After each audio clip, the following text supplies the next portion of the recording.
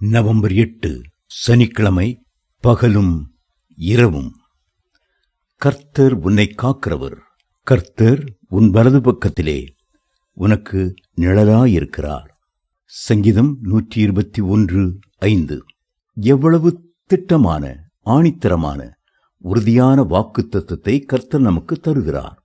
இரவென்றாலும் பகல் என்றாலும் மத்தியானமானாலும் நடுநிசியானாலும் எந்த நேரம் என்றாலும் நம்மை பாதுகாப்பதற்கு நம் ஆண்டவர் மிகுந்த கவனமுள்ளவராயிருக்கிறார்.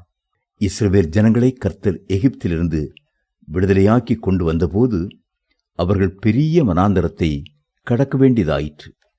மரம், செடி, கொடிகளில்லாத அந்த பாலைவனத்தில் தாங்க முடியாத வெப்பம் இருந்திருக்கக்கூடும். சிறு குழந்தைகளும் பாலகர்களும் அந்த வெயிலின் உஷ்ணத்தை தாங்க முடியாமல் அவதிப்பட்டிருப்பார்கள்.